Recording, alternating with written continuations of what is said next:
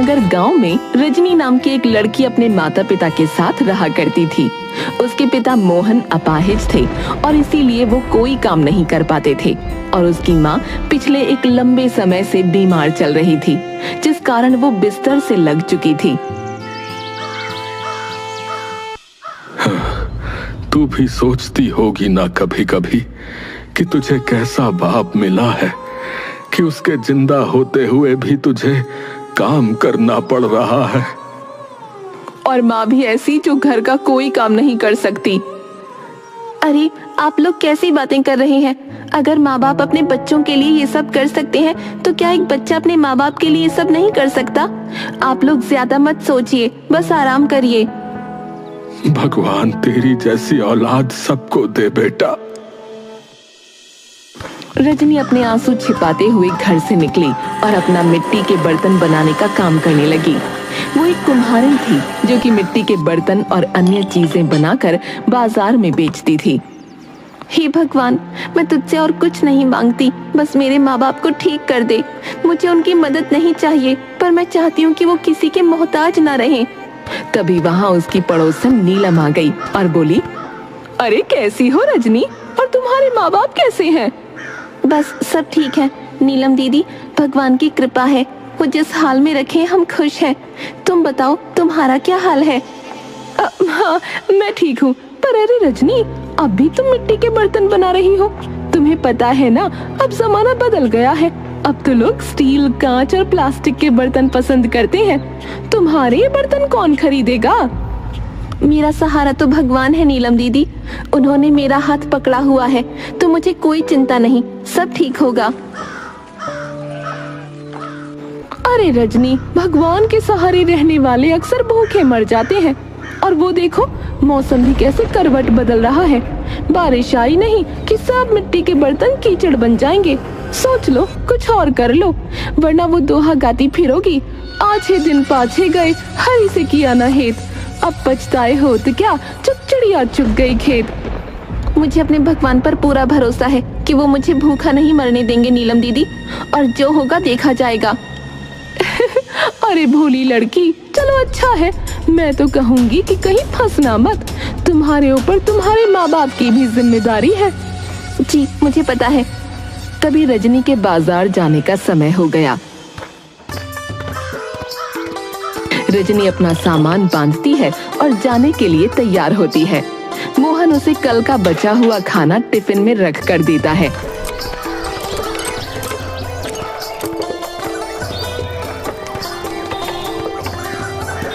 वो बाजार में अपने बर्तन बेचने लगती है। दोपहर होने पर वो एक पेड़ के नीचे बैठकर अपना टिफिन खोलती है कि तभी एक साधु वहाँ आ जाता है। बेटी, 2 दिन से भूखा हूँ, कुछ खाने को मिलेगा क्या? बाबा ये लीजिए, आप ये खा लीजिए।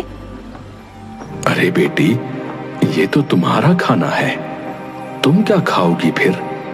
बाबा आप खा लीजिए, मैं घर जाकर खा लूंगी। सदा खुश रहो बेटी, याद रखना, तुम्हारा नसीब तुमसे कोई नहीं छीन सकता। जी बाबा।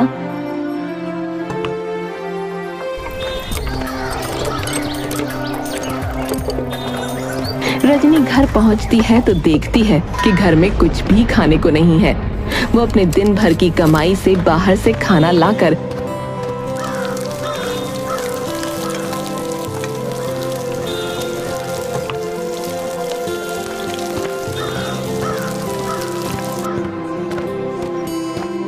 अपने माता पिता को खिलाती है और खुद भूखी रहकर अगले दिन के बर्तन बनाने में जुट जाती है।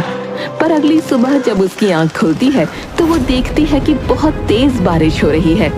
हे भगवान, ये क्या हो रहा है? मेरे बर्तन, मेरे बर्तन! रजनी बाहर भागती है और देखती है कि उसके सारे बर्तन बर्बाद हो चुके हैं।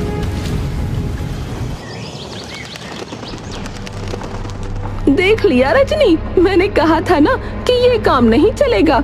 ये भगवान का सहारा है। बारिश आई नहीं कि सब मिट्टी में मिल गया। हे भगवान, ये कैसी परीक्षा है? अब मैं क्या करूं? रजनी अगले दिन नई मिट्टी लाने के लिए तालाब जाती है, लेकिन तालाब में पानी भर चुका था। उसी समय फिर से बारिश शुरू हो गई। उसे समझ आ जाता है कि मिट्टी के बर्तन का काम अब नहीं चलेगा। घर चलाना है तो पैसे चाहिए और पैसों के लिए कोई और काम करना पड़ेगा। मजबूरन वो जमींदार के घर काम मांगने का फैसला करती है। बेटा, ये जमींदार बड़े लोग हैं, जाने क्या क्या काम कहेंगे तुझसे बेटा। पिताजी, जो होगा देखा जाएगा, घर तो चलाना ही है। मेरी बच्ची, ये दिन भी देखना पड़ा। माँ, चिंता मत करो, सब ठीक हो जाएगा। जो नसीब में है वो तो मिलकर ही रहेगा और भगवान सब देख रहा है।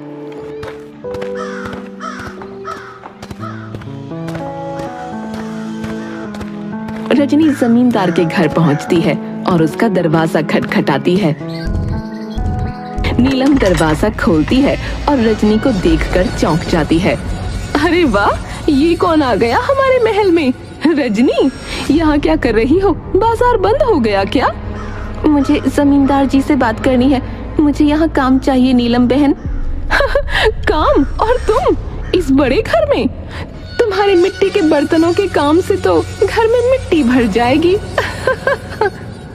तभी जमींदार आकर देखता है कि बाहर क्या हो रहा है। यहाँ क्या हो रहा है? कौन आया है? जमींदार साहब, मैं रजनी हूँ। मेरे घर की हालत बहुत खराब है। बाबूजी बीमार हैं, माँ बिस्तर से लगी हैं और बारिश ने मेरे सारे मिट्टी के बर्तन खराब कर दिए। मुझे इस घर में काम चाहिए, मैं बहुत मेहनत करूंगी। वैसे मेरे घर में और काम करने वाली की जरूरत तो नहीं है, क्योंकि नीलम पहले से ही काम कर रही है। पर तुम्हारी हालत को देखते हुए चलो ठीक है, तुम नीलम के साथ ही काम कर लेना। ये सुनकर नीलम गुस्से में अपनी मुट्ठियां भींच लेती है। उसकी आंखों में जलन साफ नजर आ रही थी। हालांकि रजनी खुशी खुशी वहां काम शुरू कर देती है। दिन बीतते हैं और रजनी अपनी मेहनत से जमींदार का दिल जीत लेती है। एक दिन जमींदार उसकी तारीफ करता है, जिससे नीलम और चिढ़ जाती है। तुम्हारा काम बहुत अच्छा है रजनी। इतने कम समय में तुमने मेरी उम्मीदों से कहीं बेहतर काम किया है। अब तो ये मुझे हटाने की कगार पर पहुंच गई है। कहीं ऐसा न हो कि जमींदार साहब सिर्फ इसी को काम पर रखें और मुझे बाहर कर दें। उस शाम नीलम एक षड्यंत्र रचती है और मौका पाकर जमींदार की तिजोरी से गहने और पैसे निकालकर रजनी के थैले में छुपा देती है। जब जमींदार को चोरी का पता चलता है तो वो तिल मिला उठता है। चोरी? मेरे घर में चोरी? इतनी किसकी हिम्मत हो गई? अब जब तक ये चोर पकड़ा नहीं जाता तब तक किसी को भी बाहर जाने की इजाजत नहीं है। सभी नौकर डर से एक दूसरे को देखते हैं। सब डरे हुए थे। तब नीलम आगे बढ़कर बोलती है, साहब, मुझे कहने में बहुत दुख हो रहा है, लेकिन ये चोरी करने वाला शायद रजनी ही है। मैंने उसे आपके कमरे की तरफ जाते देखा था। नहीं, मैं कभी ऐसा नहीं कर सकती। मैं गरीब हूँ पर चोर नहीं। तो फिर अपना थैला दिखाओ। जमींदार खुद उसके थैले की तलाशी लेता है और उसमें से सारा चोरी का सामान मिल जाता है। ये देख रजनी का चेहरा सफेद पड़ जाता है। वो चौंक कर बोलती है, ये मैंने नहीं रखा जमींदार साहब, मुझे फंसाया गया है। तुम्हें शर्म आनी चाहिए रजनी। देवता जैसे जमींदार साहब जिन्होंने तुम्हें काम दिया, उन्हीं से गद्दारी। तुम्हें ये सोचकर छोड़ रहा हूँ कि तुम एक लड़की हो, नहीं तो ऐसी सजा देता कि तुम्हारी 10 पुश्तें भी याद रखती, समझी? अब यहाँ से चली जाओ। आज के बाद अपनी शक्ल भी मत दिखाना मुझे। रजनी दुखी और निराश होकर वहाँ से निकल जाती है। उसे समझ नहीं आता कि अब वो क्या करेगी और अपने माँ बाप को कैसे मुंह दिखाएगी। वो अनजाने में जंगल की ओर चल पड़ती है। वहाँ उसे 2 परियां तनु और मनु दिखती हैं।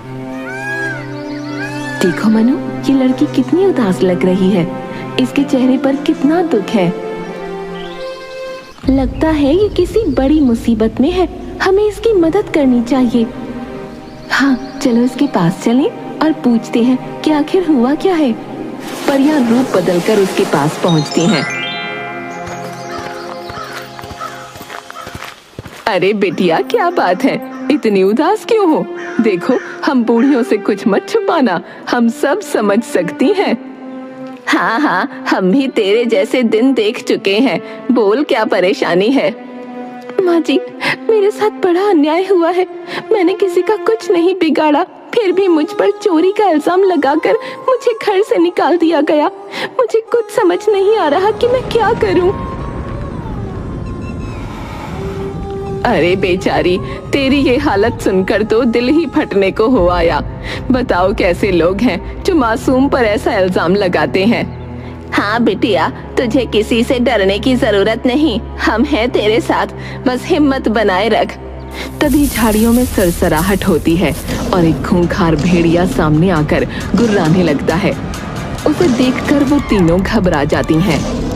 आप लोग पीछे रहिएगा, मैं इसे भगा दूंगी। रजनी लकड़ी से उस भेड़िए को भगाने लगती है। भेड़िया गुर्राते हुए थोड़ा पीछे हटता है, फिर भाग जाता है। अरे वाह बिटिया, तेरी ये बहादुरी देखकर तो दिल बाग बाग हो गया। तू तो सच्ची शेरनी निकली। तनु अपनी झोली से एक चमकता हुआ पत्थर निकालकर रजनी को देती है। माँ जी, ये पत्थर क्यों दे रही हैं आप मुझे? भला इस पत्थर से क्या होगा? अरे इसे रख ले, ये पत्थर तेरा हर गम दूर करेगा, तुझे पता भी नहीं चलेगा। बस इसे अपने पास रखना। ठीक है माँ जी, आप कह रही हैं तो रख लेती हूँ। माँ, पिताजी, मेरे साथ बहुत बड़ा धोखा हुआ है। मैंने तो कुछ भी नहीं किया, फिर भी मुझे चोर बोलकर घर से निकाल दिया गया। तो हिम्मत मत हार बेटा, भगवान हमेशा अच्छे लोगों का साथ देते हैं। तू देखना, ये दुख भी जल्दी ही खत्म हो जाएगा। बेटी, सब्र रखो, भगवान ने चाहा तो सब ठीक हो जाएगा। कोई तुम्हारा नसीब तुमसे नहीं छीन सकता। रजनी अपनी चारपाई पर लेट जाती है और हाथ में पत्थर लेकर उसे देखती है। ये पत्थर भला मेरे किस काम आएगा? इस पत्थर से मेरी जिंदगी में क्या बदलाव आ जाएगा? सोचते सोचते रजनी की आंख लग जाती है। सपने में उसे पत्थर से एक आवाज सुनाई देती है। रजनी सुन, कल जमींदार जंगल की तरफ शिकार करने जाने वाला है, पर वहां एक शेर होगा जो उसकी जान ले सकता है। जा, उसे बचा ले। रजनी चौंक कर जागती है और डर के मारे पत्थर को फेंक देती है, लेकिन जल्दी ही उसे समझ आ जाता है कि ये सपना था। मगर उसे सपना सच जैसा महसूस होता है। वो तय करती है कि वो जमींदार को चेतावनी देगी। अगले दिन रजनी अपने घर से बाहर जमींदार का इंतजार करती है। जैसे ही जमींदार आता है, रजनी उसे रोक लेती है। जमींदार साहब, आप जंगल की तरफ मत जाइए, वहाँ शेर है, आपकी जान को खतरा हो सकता है। मैं सच बोल रही हूँ, मेरा विश्वास करिए। अरे, तू यहाँ भी पहुँच गई? मेरे शिकार पर भी नजर रखनी है तुझे? एक बार विश्वासघात करके तेरा दिल नहीं भरा है जो दोबारा चली आई? हट जा मेरे रास्ते से लड़की। साहब, मैं मजाक नहीं कर रही, वहाँ सच में शेर है, आपकी जान को वहाँ खतरा है। आप चाहे जो भी कहें, मैं आगे से नहीं हटूंगी। तभी कुछ लोग घबराकर दौड़ते हुए आते हैं। अरे बाप रे बाप, इतना बड़ा शेर! ए भैया, अरे बाप रे बाप, भागो रे भागो! ए भैया, शेर आ गया! अरे जल्दी सब लोग घर जाइए भैया, अरे जंगल में बब्बर शेर है और गांव की तरफ ही आ रहा है। अरे सबको चेतावनी दी जा रही है, जल्दी भागो! जमींदार घबरा जाता है। आप सोच क्या रही हैं जमींदार साहब? मेरा घर पास में है, आप वहाँ चलें। नहीं नहीं, मैं घर पहुँच जाऊंगा, लेकिन शेर। तभी शेर की दहाड़ सुनाई पड़ती है। जमींदार बाबू, जान रहेगी तो गिले शिकवे दूर हो जाएंगे, आप मेरी बात मानिए, चलिए। अब हाँ, ठीक है, चलो। और रजनी की बात मानकर वो उसके साथ उसके घर चला आता है। आइए जमींदार साहब, डरिए मत, मेरे घर में आराम से बैठिए, सब ठीक हो जाएगा। रजनी, मुझे एक बात समझ नहीं आ रही। पहले तुमने मेरे घर में चोरी की और अब तुम मेरी जान बचा रही हो। ये क्या खेल चल रहा है? जमींदार साहब, मैंने कभी चोरी नहीं की थी। रंगे हाथों पकड़ी गई थी तुम, फिर भी बहस कर रही हो। असल में वो चोरी नीलम ने की थी और मुझ पर इल्जाम लगा दिया।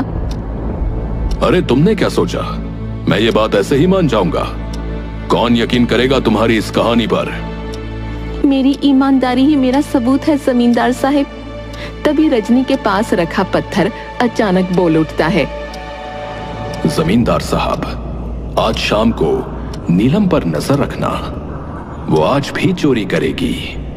उसे रंगे हाथ पकड़कर आप सच उगलवा सकते हैं। जमींदार चौंक जाता है और पत्थर की ओर घूरता है। ये पत्थर कैसे बोल रहा है? ये सब क्या चक्कर है रजनी? कोई भूत वूत का साया तो नहीं है यहाँ पर? साहब, कोई भूत वूत का साया नहीं है। ये पत्थर 2 बूढ़ी औरतों ने मुझे दिया था। इसने ही मुझे बताया था कि आपको शेर से बचाना है। तो ये जादुई पत्थर तुझे मिला है? इसका मतलब शायद तू सचमुच निर्दोष है। ठीक है, आज शाम को नीलम को रंगे हाथ पकड़कर सच्चाई जानूंगा। शेर का आतंक खत्म होने पर जमींदार अपने घर पहुंचा और शाम को सोने का नाटक करने लगा। नीलम धीरे धीरे कमरे में घुसती है और चोरी करने की कोशिश करती है। आज बुढ़ा जल्दी सो गया, सही मौका है। तिजोरी में हाथ साफ कर लूं, सारा शक उसी रजनी पर जाएगा और बोल दूंगी कि पता नहीं क्या करने दोबारा आई थी यहाँ। जमींदार अचानक उठता है और नीलम का हाथ पकड़ लेता है। तो ये रही हमारी असली चोरनी। बताओ नीलम, उस दिन भी चोरी तुमने ही की थी ना? साहब, मुझे माफ कर दीजिए। हाँ, उस दिन भी वो चोरी मैंने ही की थी, पर मैंने सोचा कि रजनी पर इल्जाम लगा दूंगी तो वो निकाल दी जाएगी। मुझे माफ कर दीजिए। माफी मांग रही हो? एक बेगुनाह को नौकरी से निकलवा कर क्या मिला तुझे, जाहिल लड़की? जमींदार रजनी के घर जाता है। रजनी, मुझे माफ कर दो। मैंने तुझ पर गलत इल्जाम लगाया। अब मुझे सच्चाई पता चल गई है। तुम्हारी नौकरी वापस तुम्हारी है। धन्यवाद साहब, मैंने हमेशा अपने काम को ईमानदारी से किया है। मेरे माँ बापू ने ईमानदारी से कमाना सिखाया है। बेईमानी का तो आज तक एक निवाला तक नहीं खाया हम लोगों ने। जमींदार अपने पिटारे से कुछ पैसे निकालता है और रजनी को देता है। ये लो, ये तुम्हारे घर का खर्च चलाने के लिए है।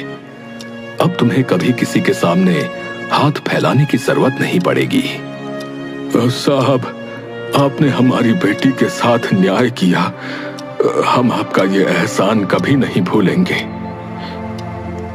और यूं रजनी का नसीब चमक उठा और जो उसका था वो उसे मिल गया।